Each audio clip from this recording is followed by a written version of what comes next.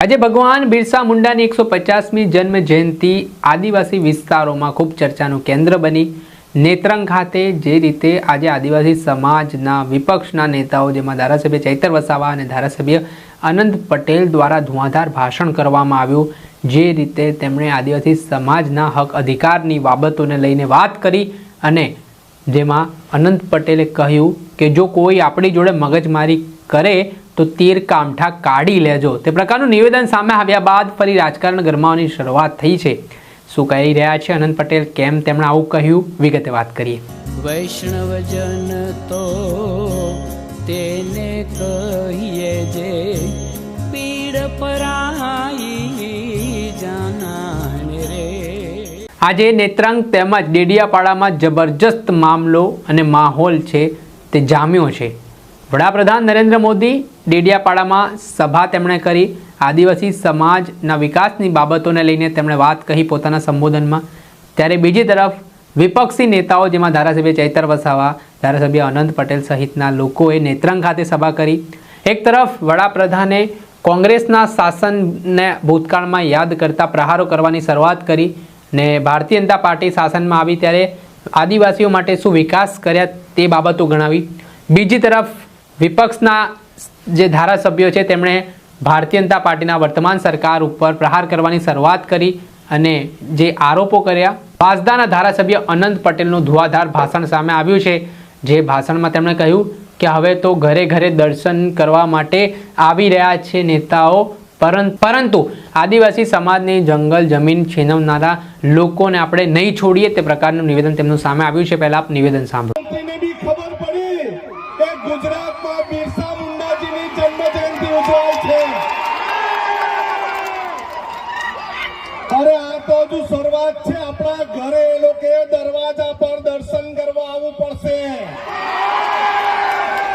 આપણે જળ જંગલ જમીન લૂંટવા વાળાને ખબર પડશે આ દેશનો માલિક આદિવાસી છે, આદિવાસી છે, આદિવાસી છે।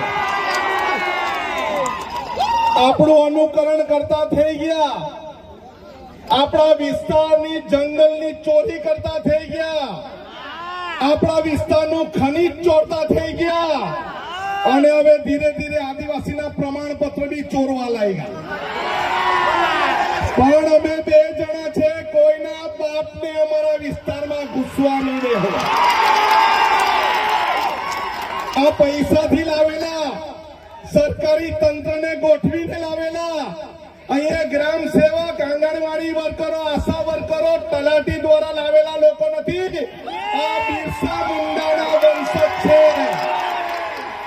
આ બિરસા મુંડાજીના વંશજ છે। જાતે રોટલો ખાઈને આવેલા છે, કોઈના બાપના વેચાયેલા નથી।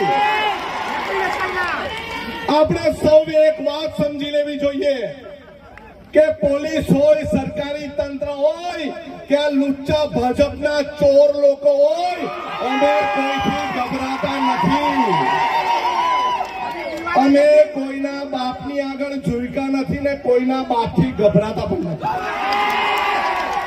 આ આદિવાસી સમાજ કોઈ પ્રમાણપત્રથી નથી બનેલો। આદિવાસી સમાજ આદિવાસી માના કુખેથી જન્મેલો તે આદિવાસી છે।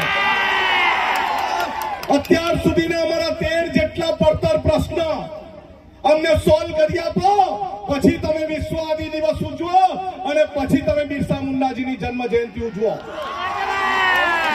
અને તમારાથી એક બિરસા મુંડાજીની પ્રતિમા તો મુકાતી નથી અને જનજાતીય ગૌરવ દિવસની ઉજવણી કરે।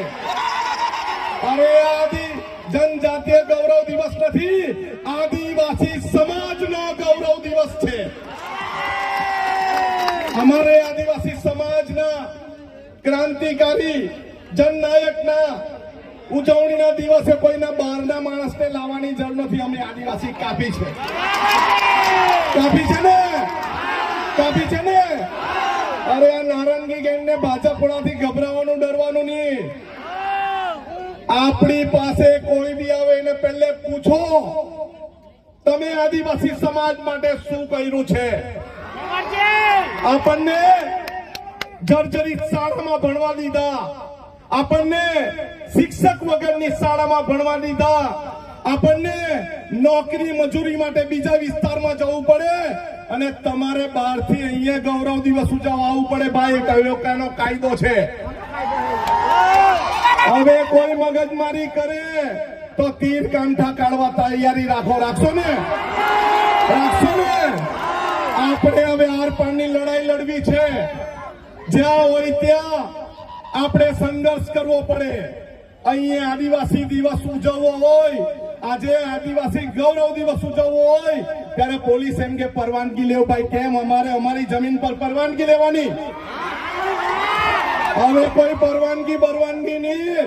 રસ્તા પર બેસીને જ આંદોલન થશે અને રસ્તા પર બેસીને જ ઉજવણી ઉજવાશે. આદિવાસી સમાજની સાથે વિધાનસભામાં લડવા વાળા અમે બંને જણા કાપી છે. અમને બીજા કોઈની જરૂર નથી. પોસ્ટ મેટ્રિક નો પ્રશ્ન હોય, ખોટા આદિવાસી પ્રમાણપત્રનો પ્રશ્ન હોય કે અત્યારે 40% વાત કરે એ પ્રશ્ન હોય, રોસ્ટરનો પ્રશ્ન હોય, આપણા ભૂમાફિયાઓનો પ્રશ્ન હોય, ખનીજ માફિયાઓનો પ્રશ્ન હોય, ઉદ્યોગોના પ્રદૂષણનો પ્રશ્ન હોય, આપણે હવે એકલા હાથે લડવાની તૈયારી રાખવાની છે. બધા લડવા તૈયાર છો? બધા તૈયાર છો? બસ આટલું જ. ગરમી પણ ઘણી છે. તમે ખૂબ પ્રેમથી મને સાંભળ્યો બદલ સૌનો આભાર. જય આદિવાસી! જય આદિવાસી! સાંભળ્યા આ હતા કોંગ્રેસના વાંસદાના ધારાસભ્ય આદિવાસી સમાજના નેતા અનંત પટેલ. હાલ તેમનું જે નિવેદન સામે આવ્યું છે તેણે અનેક પ્રકારની ચર્ચા જગાવી છે. એટલું જ નહીં, તેમણે કહ્યું કે કોઈ આદિવાસી સમાજ સાથે ખોટી રીતે માથાકૂટ કરે, મગજમારી કરે તો પછી તીર કામઠા કાઢી લેજો. તેના જ કારણે રાજકારણ ગરમાયું છે. દર્શક મિત્રો, આવા જ નવા વિડીયો સાથે આપણે માહિતગાર કરતા રહીશું, એટલે નવજીવન ન્યૂઝ જોતા. વૈષ્ણવજન તો તેને કહીએ જે પીડ પરાઈ.